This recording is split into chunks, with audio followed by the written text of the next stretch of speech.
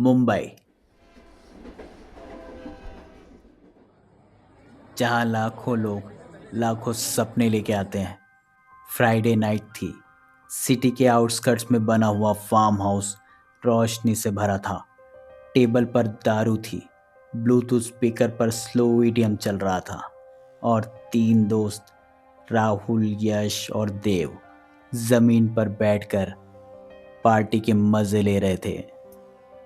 यश ने पैक बनाते हुए बोला, भाई सच बताऊं, हम लोग कब से ऐसे बैठ के बात भी नहीं किए हैं और तुम लोग के साथ ऐसे बैठ के बड़ा मज़ा आ रहा है। चांद की रोशनी, ये हल्की वादियाँ और ये फार्म हाउस डरावना थोड़ा है लेकिन बड़ा मज़ेदार है।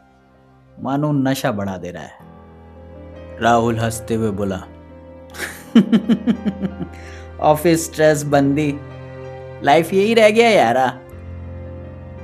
अगर फ्राइडे नाइट हुआ तो अकेले बैठो, अगर कोई साथ में मिल गया तो साथ में बैठो, पर बैठो जरूर। स्ट्रेस निकालेगा कहाँ इंसान। देव बस चुप था, ग्लास घुमाता रहा। तीनों अलग अलग तरीके से स्ट्रेस में थे और थके हुए भी थे।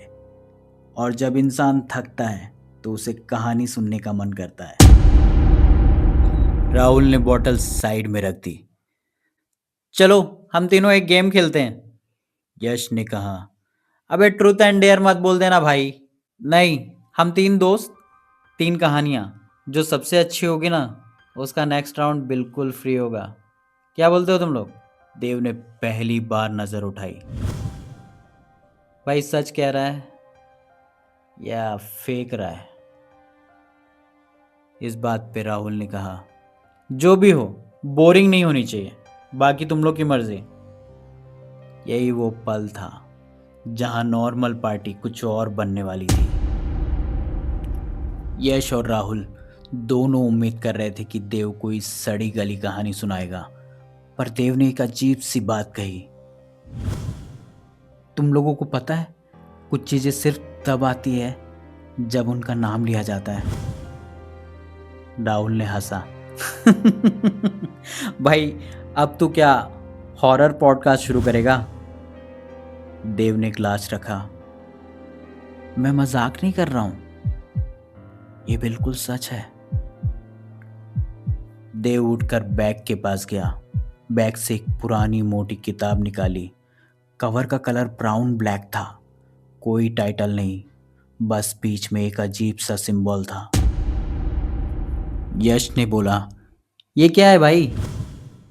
इस बात पर देव ने जवाब दिया, इसे पढ़ना ना मना है, इसे जपना और मना है, और इसे मजाक में खोलना तो बिल्कुल मना है।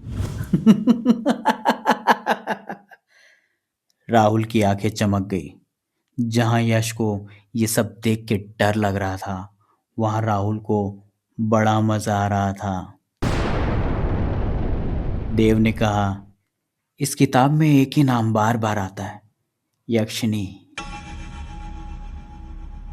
ये अब सुनकर राहुल ने कहा, अरे यार वही सेक्सी वाली स्पिरिट ना, इंस्टाग्राम में काफी देखा है भाई। देव ने कहा, वही गलती सब करते हैं। इस किताब के हिसाब से यक्षिणी किसी को दिखाई नहीं देती जब तक उसे बुलाया ना जाए, और बुलाने के दो ही तरीके होते हैं। यश ने कहा, दो। इस बात पर देव ने बताया, जाप से और नियत से। अगर कोई उसे हवस से बुलाए तो यक्षिणी उसकी इच्छा पूरी करती है, सिर्फ एक रात के लिए, और सुबह वो आदमी जिंदा नहीं मिलता। इस बात पे राहुल ने कहा, भाई वर्थ इट है, वर्थ इट है। और देव ने उसके बाद एक बात कही, इसलिए वो मरता है। और अगर कोई उसे प्रेम से बुलाए ना, बिना छूने की चाहत से, तो यक्षिणी उसे वो देती है जो उसने सपने में भी नहीं सोचा होगा।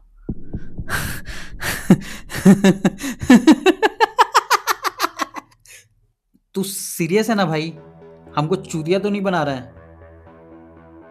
देव ने कहा, इसलिए मैं ये कहानी सुना रहा हूं, डिसीजन तुम्हारा है। मैंने तो कुछ नहीं बोला।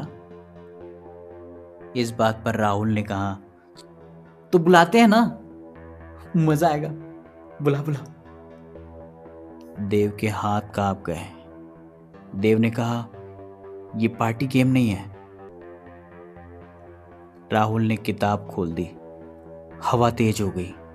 स्पीकर का म्यूजिक लाउड हो गया। किताब के पहले पेज पर लिखा था, जो देखेगा वो भरेगा। यश के रोंगटे खड़े हो गए और राहुल के मुंह पर एक अजीब सी स्माइल आ गई। लाइट बंद चालू हो रहे थे। फार्म हाउस के बाहर पेड़ हिलने लगे बिना हवा के। देव ने कहा, बस अब बंद करो। उस रात यक्षिणी प्रकट नहीं हुई, पर जंगल जाग चुका था। और जब यक्षिणी एक बार जाग जाए तो वो सिर्फ कहानी नहीं रहती। रात धीरे धीरे बदल रही थी। फार्म हाउस के अंदर लाइट अब भी जल रही थी, पर बाहर जंगल में अंधेरा गहरा हो चुका था। ऐसा अंधेरा जो आंखों से ज्यादा दिमाग में घुसता है। यश ने घड़ी देखी। 2:11 हो रहे थे। भाई मुझे सही नहीं लग रहा है यार। राहुल उसकी बात नहीं सुन रहा था। उसकी नज़र अब सिर्फ उस किताब पर थी, जैसे किताब उसे बुला रही हो। देव चुप था। उसके चेहरे पर डर नहीं था, पहचान थी। देव को पता था अब जो होगा उसे रोका नहीं जा सकता। राहुल ने बिना पूछे किताब का दूसरा पन्ना खोल दिया। उस पर लिखा था, जो चाहता है वो नाम बोले, पर याद रहे नियति उसकी सजा लिखेगी। राहुल हंसा। बीसी कितना ओवर ड्रामेटिक राइटिंग है यार। उसने आंखें बंद की और नाम लिया, यक्षिणी। देव ने एक कदम आगे बढ़कर बोला, राहुल मत कर। पर राहुल रुकने वाला नहीं था। यक्षिणी, अगर तू है तो आ। उसने प्रेम से नहीं बुलाया। उसकी आवाज में हवस भरी थी। हवा अचानक ठंडी हो गई। स्पीकर बंद हो गए। लाइट बंद चालू होने लगे और फिर सब शांत हो गया। पर अब कमरे में कोई तीसरा मौजूद था। वो सीधा सामने नहीं थी। पहले उसकी परछाई दिखी दीवार पर। यश की सांसें तेज हो गई। देव, ये क्या हो रहा है भाई? देव ने धीरे से कहा, उसका आना हमेशा धीरे होता है। और फिर यक्षिणी सामने थी। वो बेहद खूबसूरत थी, जैसे अप्सराएं होती हैं। उसकी खूबसूरती शांत थी, जैसे कोई चीज जो देखी नहीं जाती, बस महसूस की जाती है। नंगे पांव, सफेद कपड़े, आंखें गहरी, जैसे सदियों से किसी का इंतजार हो। उसने राहुल की तरफ देखा, सिर्फ देखा, और राहुल का दिल जोर से धड़कने लगा। यक्षिणी को देखकर उसके दिल में डर नहीं था, उसके दिल में लालच उठा। यक्षिणी ने देव की तरफ देखा। तुम जानते हो मुझे? देव ने सर झुका लिया। हाँ हाँ, जानता हूँ। यक्षिणी फिर यश की तरफ मुड़ी। तुम समझते हो? यश कुछ बोल नहीं पाया और फिर उसने राहुल को देखा। तुम चाहते हो? राहुल मुस्कुरा दिया। गलत क्या है चाहने में? यक्षिणी ने कोई जवाब नहीं दिया, बस एक हल्की सी मुस्कान। यही मुस्कान कई मर्दों की मौत बनी थी। यक्षिणी ने धीरे से कहा, 3 तुम हो, पर मुझे सिर्फ एक चाहिए। राहुल बिना सोचे बोला, आ मैं परफेक्ट हूं। देव ने बीच में आकर कहा, तुम्हें नियम पता है ना? यक्षिणी ने सर हिलाया। उसने राहुल से पूछा, तुम मुझे क्या दोगे? राहुल ने आंखों में देखा। जो चाहो वो ले सकते हो, उसने ये नहीं पूछा कि तुम क्या चाहते हो। यही फर्क था। यश का दिमाग चीख रहा था कि ये सब गलत हो रहा है, पर उसका दिल कह रहा था शायद ये सिर्फ एक कल्पना है। उसने देव से कहा, हम इसे यहीं खत्म कर सकते हैं, राइट? देव ने कोई जवाब नहीं दिया। देव की आंखें यक्षिनी पर थी। देव जानता था कि यक्षिनी को भेजना उतना ही मुश्किल है जितना उसे बुलाना। यक्षिनी ने राहुल के करीब एक कदम बढ़ाया। उसका शरीर ठंडा नहीं था, गर्म भी नहीं, बस भारी था। तुम मुझे छूना चाहते हो? यक्षिनी ने कहा। राहुल ने हाँ में सर हिला दिया। बिना प्रेम के? यक्षिनी ने पूछा। राहुल हंसा। प्रेम, प्यार, कादिल इश्क, ये सब में मैं बिलीव नहीं करता हूँ। और इस पल उसने अपनी मौत पर हाँ बोल दी। यक्षिनी अचानक रुकी। उसने देव की तरफ देखा। तुम पहले भी आए थे? यश शौक में था। मतलब? देव ने आंखें बंद की। पिछली जिंदगी में मैं भी यहीं था।